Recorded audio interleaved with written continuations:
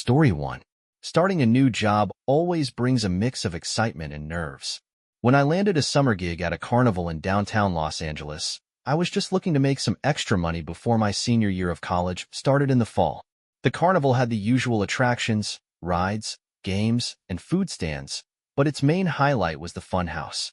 At night, it transformed into a haunted house, drawing even bigger crowds. The structure itself was permanent and looked like it might have been an old mansion at some point. My job was to manage the funhouse, making sure guests had a good time and got through safely. At first, the work seemed simple. I greeted guests, watched them go inside, and kept an eye on them as they came out. But pretty soon, I started noticing strange things. I would count a group of 12 going in, but only 11 would come out. At first, I figured I had just miscounted.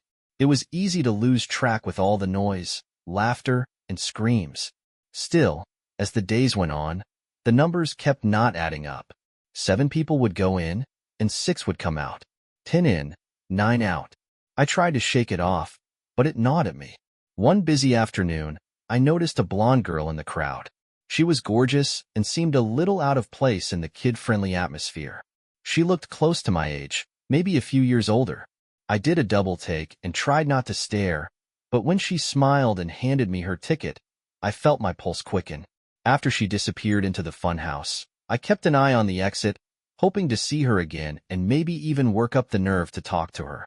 But as time passed, I started to get uneasy.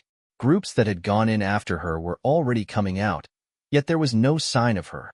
After a few more minutes, my concern got the better of me. I left my post and stepped inside the funhouse, locking the entrance behind me.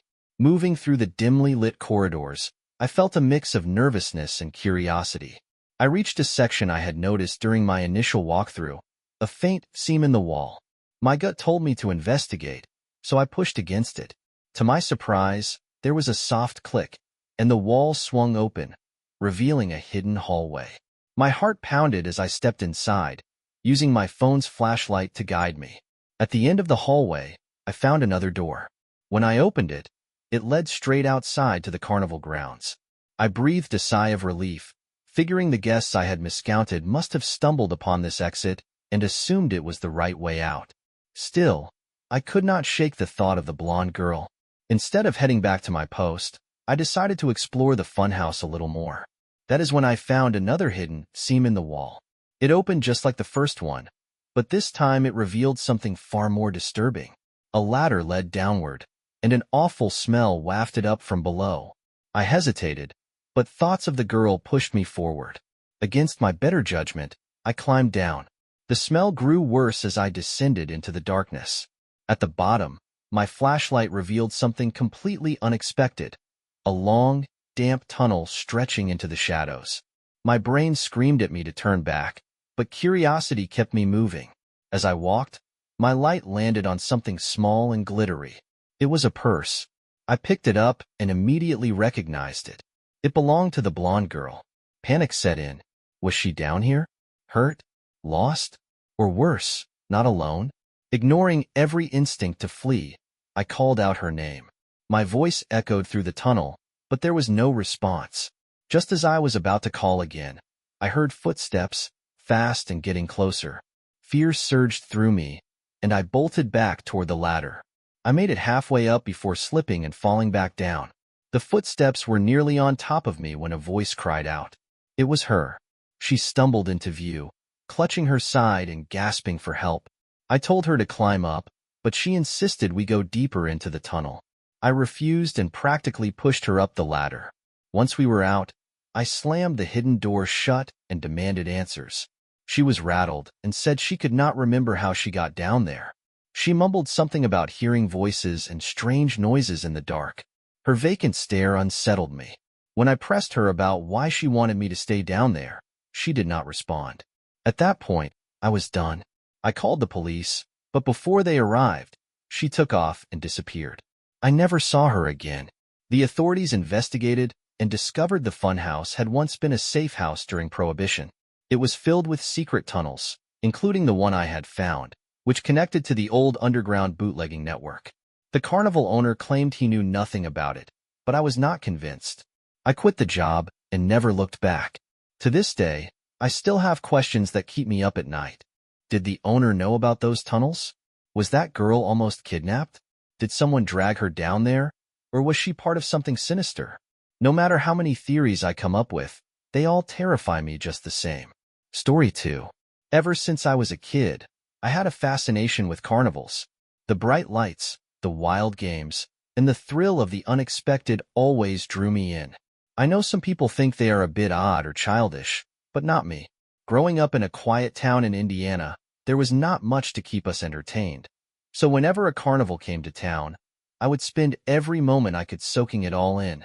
Even now, more than 20 years later, I still find something magical about the atmosphere of a carnival.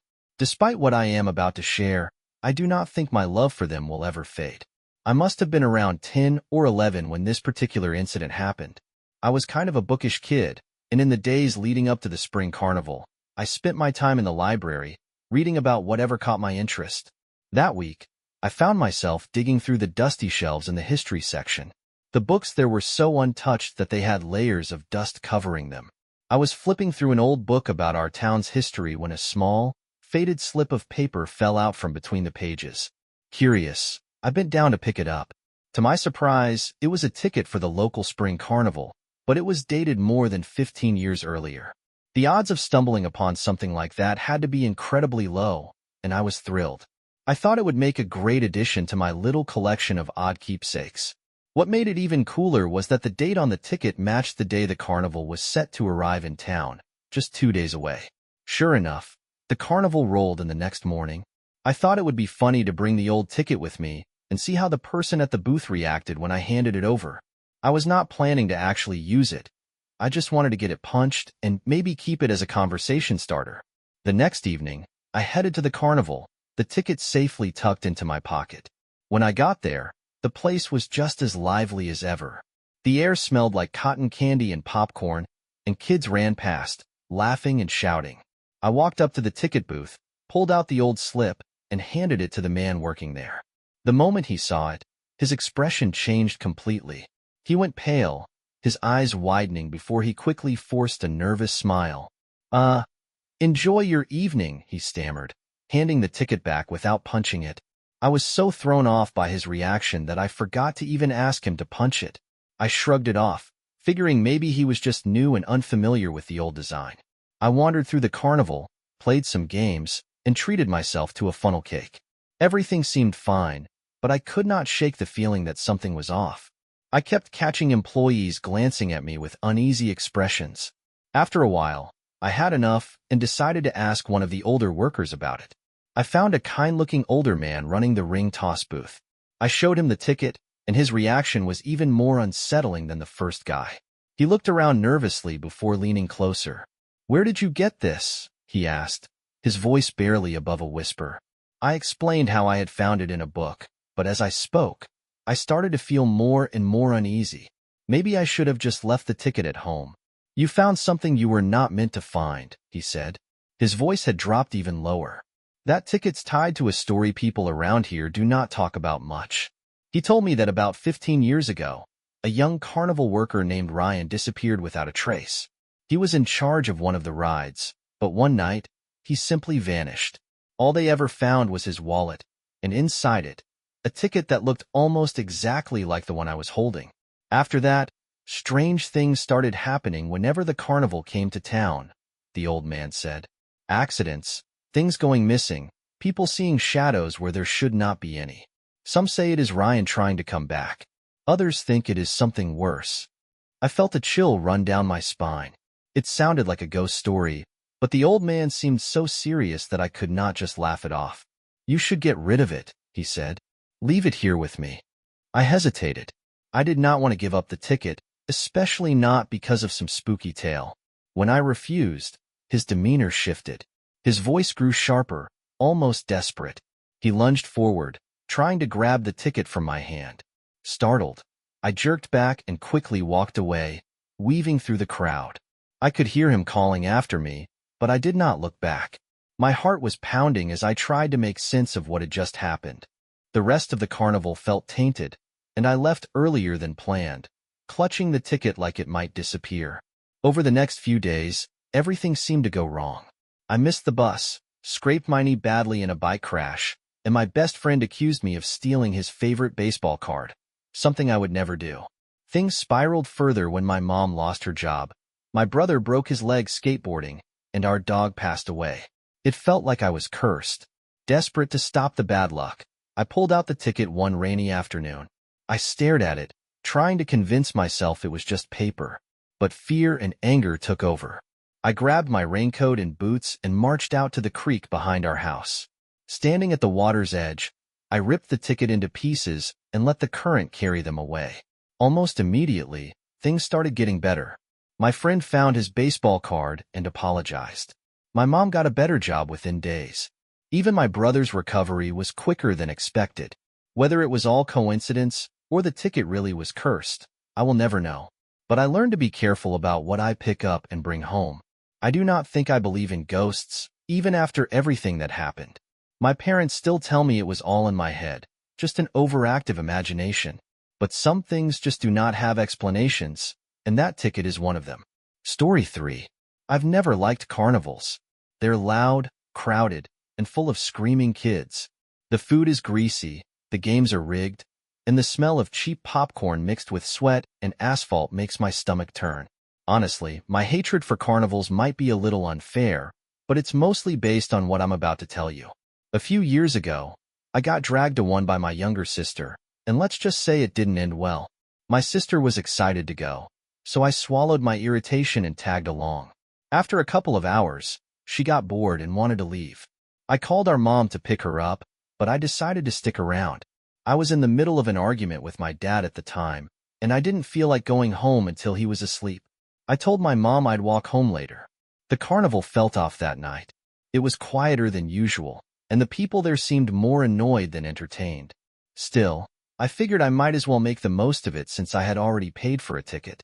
I wandered around aimlessly until I spotted the funhouse. It looked interesting enough, so I decided to check it out.